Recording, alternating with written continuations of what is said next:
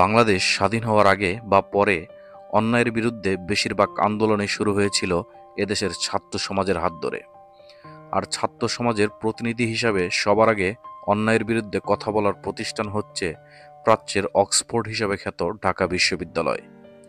যদি ঢাকা বিশ্ববিদ্যালয়কে বলা হয় আন্দোলনের সূতিকাগার, তবে ঢাকা বিশ্ববিদ্যালয়ের কেন্দ্রীয় ছাত্র সংসদ বা ডাকসু হচ্ছে নেতা তৈরির সূতিকাগার। দর্শক, আমাদের আজকের ভিডিওতে আলোচনা করব ঢাকা বিশ্ববিদ্যালয় কেন্দ্রীয় ছাত্র সংসদ বা ডাকসু সম্পর্কে। আমাদের চ্যানেল আপনি নতুন হয়ে থাকলে অনুরোধ করব সাবস্ক্রাইব করে পাশে থাকুন। জাতীয় মুক্তি ও স্বাধিকার আন্দোলনে বাঙালিকে যারা যুগ যুগ ধরে নেতৃত্ব দিয়েছে, তারা বেশিরভাগই উঠে এসেছে ডাকসু থেকে। 1921 সালে ঢাকা বিশ্ববিদ্যালয় প্রতিষ্ঠার পর 1924 সালের দিকে প্রতিষ্ঠিত হয় ঢাকা বিশ্ববিদ্যালয় কেন্দ্রীয় ছাত্র সংসদ ডাকসু। প্রথমে এর নাম ছিল ঢাকা বিশ্ববিদ্যালয় ছাত্র সংসদ ডাসু। তখন শিক্ষার্থীদের 1 টাকা চাঁদা দিয়ে এর সদস্য হতে হতো। আর এভাবে যাত্রা শুরু হয় দেশের স্বাধিকার, ভাষার সংগ্রাম, স্বাধীনতা এবং গণতান্ত্রিক আন্দোলনের অন্যতম সূতিকাগার ডাকসুর। শুরুর দিকে অরাজনৈতিক কার্যকলাপ পরিচালনার উদ্দেশ্যে বিশ্ববিদ্যালয় কর্তৃপক্ষের অনুমতি পায়। সে সময়ের বিশ্ববিদ্যালয়ের 3টি হল, ঢাকা হল, সলিমুল্লাহ মুসলিম হল ও জগন্নাথ হল থেকে একজন করে শিক্ষক ও ছাত্র প্রতিনিধি এবং উপাচার্য মনোনীত একজন শিক্ষক দিয়ে সংসদ গঠিত হয়। 1924 থেকে 25 সালের প্রথম ডাকসুর ভিপি মনোনীত হয়।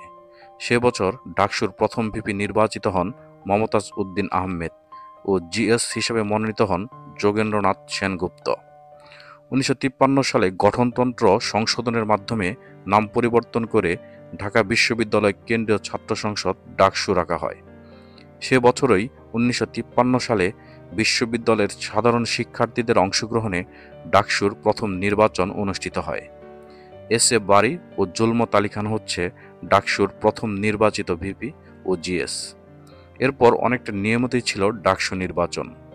1971 সালের মুক্তিযুদ্ধে ডাকসু গৌরবোজ্জ্বল ভূমিকা পালন করে।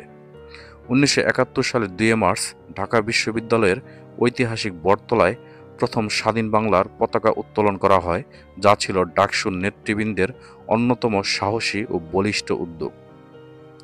স্বাধীন দেশে প্রথম ডাকসু নির্বাচন হয় 1972 সালে।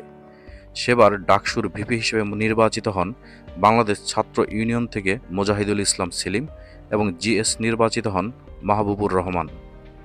ডাকসুতে ক্ষমতাসীন দল বিরোধী ছাত্র সংগঠন জয়ী হতে পারে এই আশঙ্কা থেকে 90 পরবর্তী সরকারগুলো এর নির্বাচন অনুষ্ঠানে অনীহা ছিল।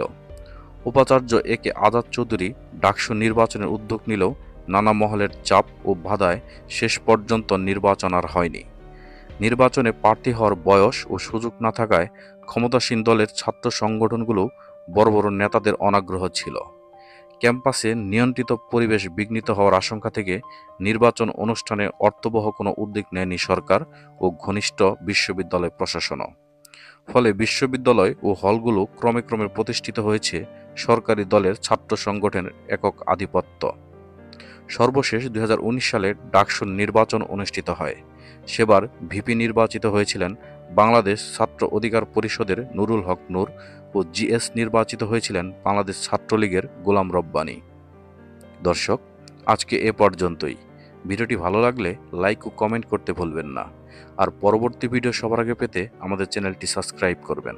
সবাই ভালো থাকবেন, সুস্থ থাকবেন। ধন্যবাদ সবাইকে।